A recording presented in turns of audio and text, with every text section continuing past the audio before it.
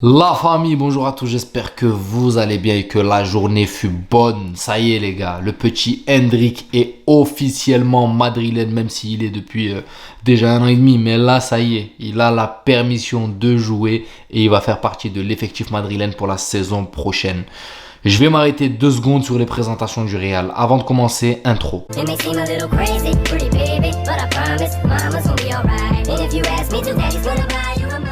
Bon, les gars, ces présentations du Real Madrid, c'est quand même une dinguerie.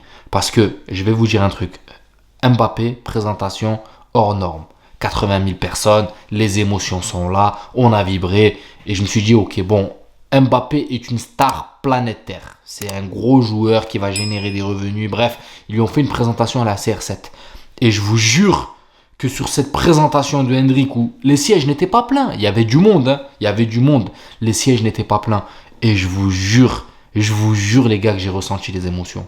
Les émotions, quand j'ai vu le petit commencer à chialer, les gars, le petit avoir la voix tremblotante. Tu vois, tu sentais qu'il était tremblotant, il était mal à l'aise. Quand j'ai vu son père pleurer à larmes vives, les gars, comme... Un truc de ouf. Franchement, c'est un truc de fou. Comme je vous dis, les gars, ces présentations du Real Madrid sont en train de devenir du Netflix. C'est en train de devenir du Netflix, les gars. Je vous jure, parce que n'importe quelle personne qui regarde cette présentation peut être touchée. Et là, une fois de plus, présentation d'un minot de 18 ans. Et honnêtement, 18 ans, le gamin, il a eu une présentation hors norme, je trouve. Pour un jeune qui n'a pas encore prouvé grand-chose dans le monde du football. Voilà, les Vinicius et tout n'ont pas eu une présentation comme ça, les gars. Là, le petit, il arrive, 60 millions, 70 millions. Il a eu une présentation hors norme. Donc là, une fois de plus, la pression est sur le dos. Parce que leur faire une présentation comme celle-là, pardon, ça fait que leur mettre une pression de malade sur le dos. Pardon, j'en perds mes mots, les gars. Je viens de la regarder juste avant de faire la vidéo. J'ai regardé la présentation. Donc, je suis encore un peu sous émotion. Bon, je vais pas vous mentir et vous dire que j'ai ressenti les mêmes choses que la présentation d'Mbappé et tout. Non. Mais voilà, tu sens quand même qu'il y a de l'émotion. Il y avait quelque chose dans cette présentation et tu sens que le petit est touché. Voilà, tu sens que le petit va mouiller le maillot. Et honnêtement, c'est ça qui me fait un peu peur.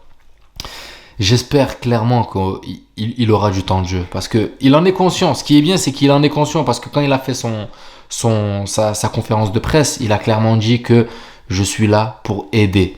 Je suis là pour aider l'équipe et je vais m'inspirer des joueurs de classe mondiale qui sont dans cette équipe. C'est qu'il sait qu'il est là et qu'il n'aura pas un rôle primordial dès le début. Et il est là pour apprendre et pour aider. C'est exactement les termes qu'il a dit, pour apprendre et aider. Donc, au fond de lui, je sens qu'il est conscient que voilà, il ne pourra pas grappiller le temps de jeu vraiment qu'il veut. Il sera un petit peu bridé malheureusement par rapport à la concurrence qu'il y a. Mais la moindre chance que va lui donner Carlo Ancelotti, il va falloir la saisir. Et ça, je pense qu'il en est très conscient.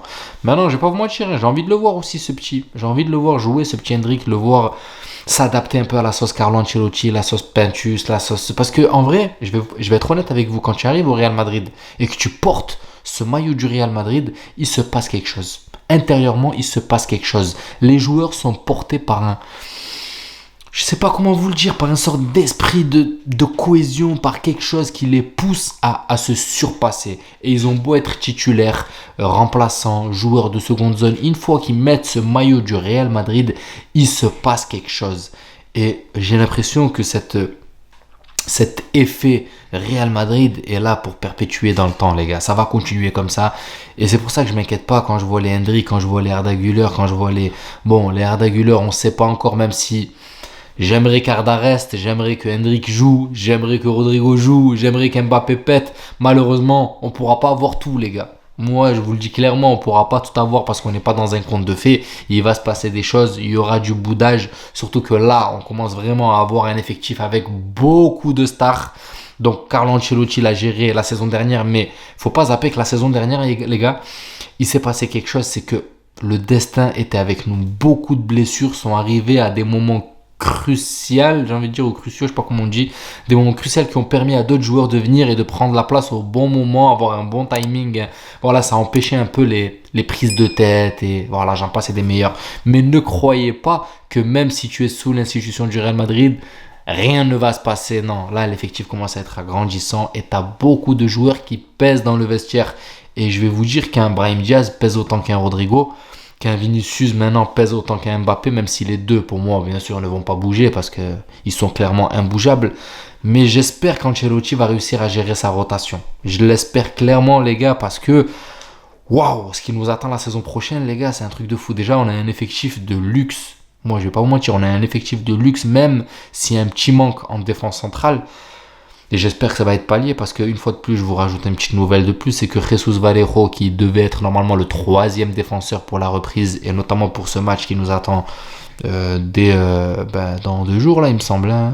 Ouais, dans 2 jours, contre le Milan, il me semble, n'est plus disponible. Donc on se retrouve vraiment qu'avec Militao et déjà du bricolage, les gars. On commence déjà avec du bricolage. Il y a des petits de la Castilla qui vont monter. Et on se retrouve avec potentiellement dès le début un Tchouaméni qui va jouer défenseur central.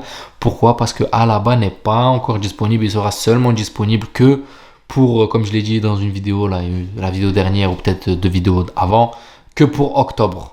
Donc déjà, dès le début, on commence à bricoler. Là, le Real Madrid va analyser la situation, voir si on peut bricoler comme ça encore durant la saison.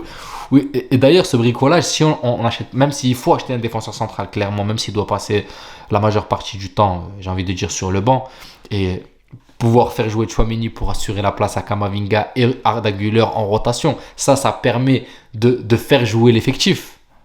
Et voilà, si ça devrait arriver, si Tchouaméni descendrait d'un cran, ça permet de faire jouer Tchouaméni, de lui faire garder le rythme, de faire jouer Camavinga titulaire et de faire jouer Arda Güler beaucoup plus souvent. Vous voyez le délire ? Donc, on ne peut pas savoir, mais il peut y avoir des choses qui vont se mettre en place pour que cet effectif puisse tourner. C'est ça, les gars. Il y a des fois des blessures qui arrivent qui sont un peu imprévues et tout. Et là, avec cette compétition, on est sur 7 tableaux différents, il risque d'y avoir des blessures. Il risque d'y avoir de la rotation forcée pour Carlo Ancelotti.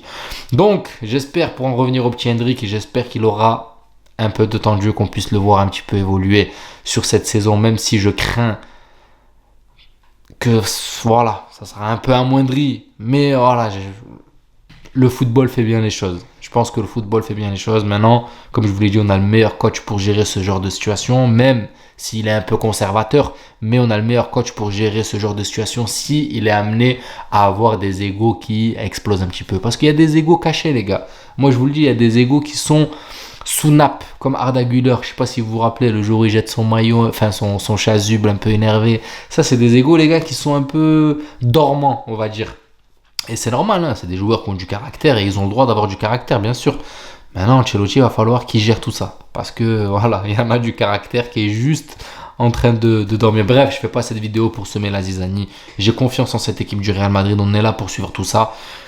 Et puis, voilà, je ne vais pas vous mentir. Je ne vais pas vous dire que je suis totalement serein. Mais là, l'effectif est magnifique. Normalement, il y a de très belles choses qui nous attendent. J'espère juste que voilà, il n'y aura pas de tempête. Maintenant, les gars, je vous souhaite une très bonne saison. Et il ne faut pas oublier que déjà, les gars, samedi prochain, déjà le premier classico de la saison, les gars. Certes, match de pré-saison, amical, aux States, mais c'est déjà le premier classico de la pré... Il me semble que le classico de la pré-saison, on l'a perdu la saison dernière. Après, ils n'ont plus gagné. Donc déjà, là, on va voir le ton qui va être donné pour la saison à venir. Parce que vous le savez, si vous vous souvenez bien, le classico de la pré-saison de la saison dernière, les gars, c'était pas un match amical, les gars. C'était pas un match amical. Ils ont tout donné sur la pelouse. C'était une dinguerie. Je me rappelle, j'avais fait le débrief. Donc ça va arriver très vite. Le Milan pour commencer. On enchaîne avec le Barça. Après, je sais plus c'est qui. J'ai pas regardé encore. Mais en tout cas, j'ai hâte que ça commence. Bienvenue à Hendrick. J'espère qu'on va trouver un défenseur central ou qu'on va réussir à adapter. Même si on met Tchouaméni, pour moi, ça me fait pas peur. Voilà, il va falloir juste faire quelques corrections, mais ça me fait pas peur. En tout cas, voilà, on sera là pour suivre tout ça ensemble. Bienvenue à Hendrick. Prenez soin de vous. J'espère que la vidéo vous plaira. N'hésitez pas à vous abonner, à liker, ça donnera beaucoup de force à la chaîne. N'hésitez pas à donner vos avis dans les commentaires. Le code BENZ pour les mecs qui veulent des maillots sur le Vestiaire Store. N'hésitez pas, les gars. Ça donne de la force à la chaîne et je vous dis, prenez soin de vous. Ciao la famille.